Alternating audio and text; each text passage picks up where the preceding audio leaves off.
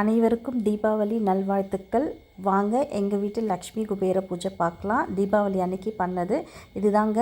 பூஜைக்காக நான் போட்ட கோலம் இதுதான். என்னோட லக்ஷ்மி குபேர பூஜை பாருங்கள். என்கிட்ட வந்து லக்ஷ்மி ஃபோட்டோ இருந்தது. நான் லக்ஷ்மி ஃபோட்டோவும் வச்சுருந்தேன், குபேர லக்ஷ்மி ஃபோட்டோவும் இருந்தது. கூட வந்து ராஜகுபேர சிலை வச்சுருக்கேங்க. நான் ராஜகுபேர கோவிலுக்கு போகும்போது நான் அந்த சிலை வாங்கிட்டு வந்தேன். அந்த சிலையும் வச்சுருக்கேங்க. அப்புறம் இந்த லக்ஷ்மியோட எந்திரங்க இது எல்லாமே வச்சு எனக்கு தெரிஞ்ச மாதிரி சிம்பிளாக நான் பூஜை பண்ணியிருக்கேங்க. நான் ஸ்வீட் வாங்கி வச்சு தாங்க பூஜை பண்ணேன்.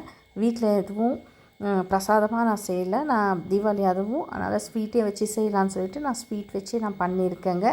ஈவினிங் நான் ஒரு 6 மணிக்கு மேலே தான் இந்த பூஜை நான் பண்ணேன். ஒரு 1/2 ஹவர்லேருந்து ஒரு 1 ஹவர் ஆச்சு இந்த பூஜை பண்ணுறதுக்கு. தீபாவளி அதுவும் இந்த பூஜை பண்ணது மனசு ரொம்ப திருப்தியாக இருக்குது. நான் இந்த பூஜை வந்து ரொம்ப வருஷமாக பண்ணிகிட்ருக்கேன்.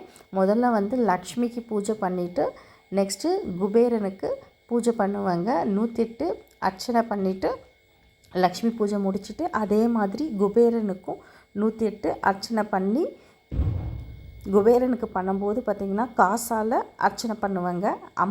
லக்ஷ்மிக்கு நான் பண்ணும்போது தாமரைப்பூ மற்ற பூ எல்லாம் மிக்ஸ் பண்ணி பூஜை பண்ணுவேங்க.